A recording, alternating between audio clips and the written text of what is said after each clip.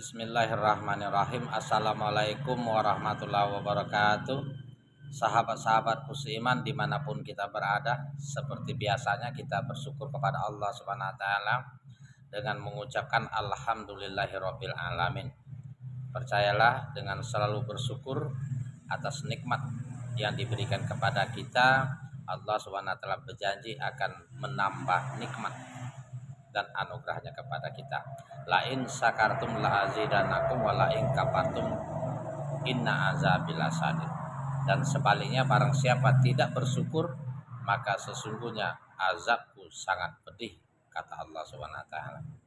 Itu sebaik-baiknya bersyukur mengingat Allah adalah Allah Subhanahu wa taala mengatakan fa'buduni wa aqimis sholata li zikri. Sembahlah aku dan dirikanlah sholat untuk mengingat aku, sebagai rasa syukur kita kepada Allah Subhanahu wa taala. Shalawat beserta salam semoga selalu tercurahkan kepada baginda Rasulullah sallallahu alaihi wasallam dengan lafaz Allahumma sholli ala sayyidina Muhammad wa ala ali sayyidina Muhammad. Mudah-mudahan kita termasuk umatnya yang berbahagia, yang dirindukan Rasulullah sallallahu alaihi wasallam. Di akhir hayat nanti kita bisa berjumpa beliau dan mendapatkan syafaatnya. Amin Allahumma amin. Sahabatku semua yang berbahagia dimanapun kita berada, dalam kesempatan ini saya akan menceritakan kejadian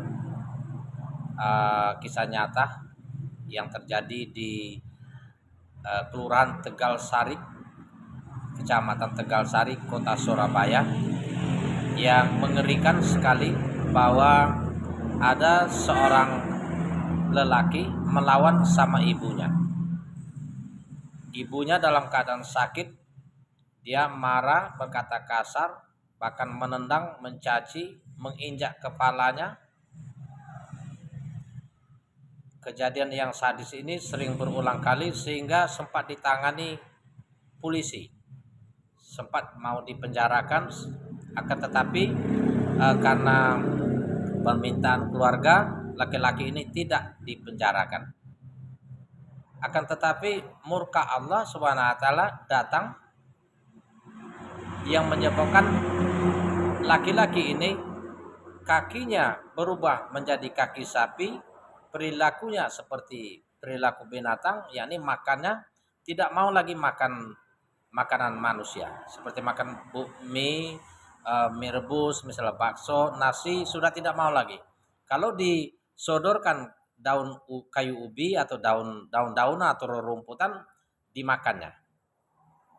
Namun masih mau merokok nampaknya. Dalam video yang saya lihat itu ya, buka di YouTube, kisah seorang anak yang menendang ibunya atau anak yang melawan ibunya dan berubah menjadi kakinya menjadi kaki sapi. Ini kisah nyata yang masih kita saksikan, masih bisa kita saksikan bersama YouTube-nya, dan kejadian di Kota Surabaya baru-baru ini tahun 2019, kalau nggak salah bulan Agustus. Beritanya sudah viral. Saudaraku semua, apapun kejadiannya, dimanapun tempatnya, yang penting kita ambil hikmahnya, bahwa melawan ibu, melawan kedua orang tua adalah durhaka. Sudah banyak kali terjadi seperti kisah batu menangis di Kalimantan, ya. Kalau zaman dulu belum ada YouTube, ya, hanya berupa tulisan-tulisan yang mereka orang tulis, orang sebar ke berbagai media. Kisah maling kundang misalnya, itu bukan kisah-kisah sembarangan, kejadian yang nyata yang terjadi, yang ditulis orang secara turun-temurun. Maka ini sebagai pelajaran buat kita bersama. Allah Subhanahu wa taala mengatakan, janganlah kalian mengatakan kepada kedua orang tuanya. Kata saja tidak boleh, apalagi menendang, mencaci, menginjak dan lain sebagainya. Membentak pun dilarang oleh Allah Subhanahu wa taala.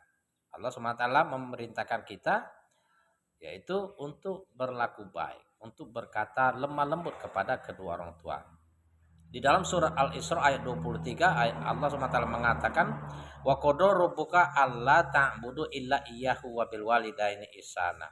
imma yablughuna indakal kibaru ahaduhuma aw kilahuma fala taqul lahumā uffin wa la tanharhumā wa qul lahumā qawlan karīmā. Allah Subhanahu wa taala mengatakan sembahlah Allah, tiada Tuhan selain Allah, dan berbuat baiklah kepada kedua orang tua. Baik orang tuanya masih satu atau keduanya masih ada, berlaku baik. Janganlah kalian mengatakan membentak. Dengan membentak aja tidak boleh, apalagi menyakiti badan. Ini sungguh celaka. Maka kata Allah, berlaku baiklah mereka, perlakukan mereka dengan akhlak yang mulia. Jadi Allah SWT mengatakan kita beribadah kepada Allah SWT tiada mensekutukannya.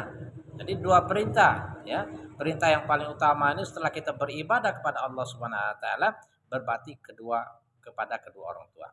Manakala kita hanya beribadah kepada Allah SWT seperti sholat, infak, sedekah, namun tidak baik kepada kedua orang tua, maka ridho Allah SWT tidak akan kita dapatkan. Sesuai dengan ayat ini.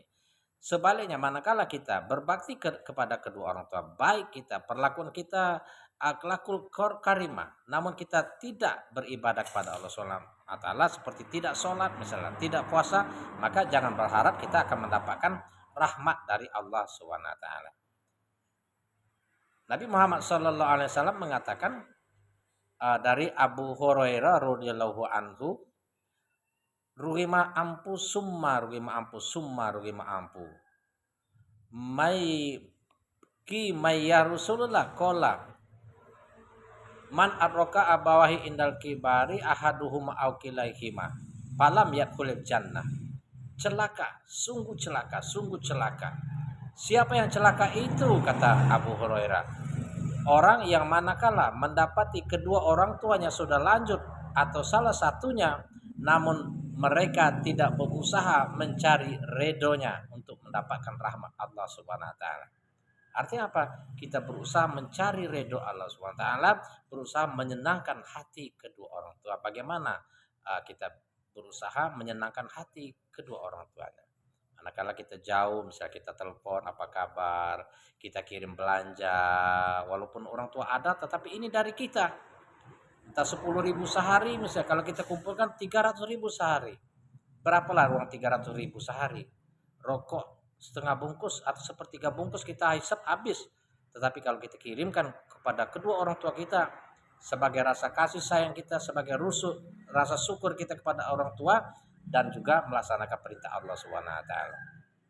Juga Allah Subhanahu wa taala, Nabi Muhammad SAW bersabda di dalam sabdanya lain, ridho rubipi ridul walidaini wasahhutur rubipi sahatul walidaini, bahwa ridhonya Allah itu terdapat dari setelah kedua orang tua ridho kepada kita. Murkanya Allah manakala orang tua murka kepada kita. Jadi sangat berhati-hati sekali kita, ya. Mari kita usahakan berbakti kepada kedua orang tua, jangan sampai menyakiti perasaan dan juga apalagi menyakiti badan. Mudah-mudahan kisah ini bisa kita ambil hikmahnya, kita ingatkan anak-anak kita, keluarga kita, saudara kita, dan saudara-saudara seiman kita. Kita ambil hikmahnya, kita amalkan, kita share, ya, kita berbagilah kepada sesama. Mudah-mudahan mereka yang mendengarkan kultum saya ini dapat mengamalkannya. Untuk lebih jelasnya buka YouTube, ya, buka YouTube, kita akan melihat seperti apa laki-laki ini yang kakinya berubah seperti kaki sapi dan makannya sama seperti makannya sapi, sudah dikurung seperti